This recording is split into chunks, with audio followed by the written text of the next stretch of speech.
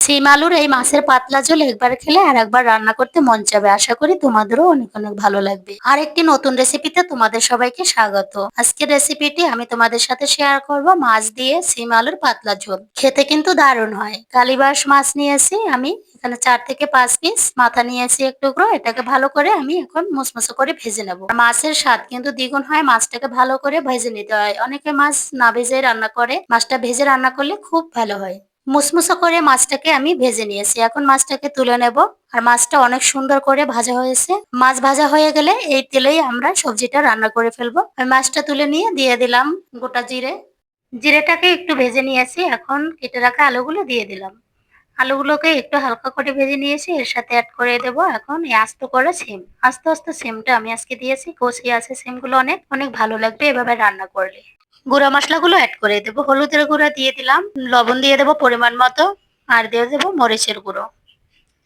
এই মাছ রান্নাটা করার জন্য একটু ঝালটা বেশি দিতে হয়। সব মশলাগুলো দিয়ে শিম আলুটাকে একটু কষিয়ে নেব। এখন পরিমাণ মতো জল অ্যাড করে দেব। আমি এখানে গরম জল অ্যাড করেছি, সবজিটা তাড়াতাড়ি রান্না হয়ে আসবে। আর জলটা বেশি দিতে হবে না, মাখা মাখা রান্না করব, সেজন্য এ পরিমাণ জল দিয়ে এটাকে আমি এখন রান্না করব। ঢেকে রান্না করব 10 মিনিট। 10 মিনিট পরে ফিরে আসলাম।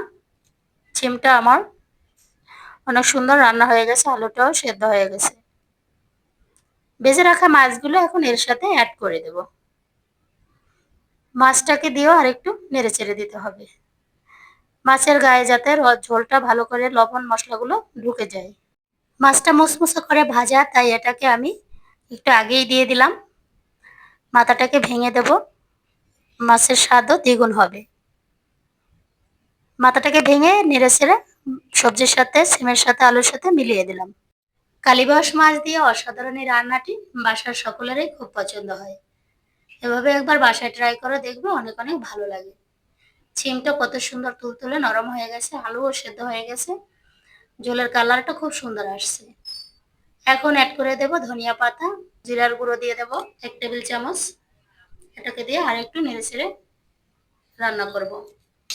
রান্নাটি তোমাদের অনেক অনেক ভালো লাগবে। আর সেবিকা লাভ কুকের যে নতুন বন্ধুরা আছে সবাই চ্যানেলটি সাবস্ক্রাইব করে যুক্ত থেকো নতুন সকল রান্নার ভিডিও দেখার জন্য। আমার রান্নাটি কমপ্লিট, অনেক সুন্দর হয়েছে আজকের এই রেসিপি। খেতে যেমন দারুণ হয়েছে, দেখতেও অনেকটা আকর্ষণীয় লাগছে। সিম দিয়ে আলু মাছের পাতলা ঝোলটা ট্রাই করো, দেখবে অনেক অনেক ভালো লাগবে।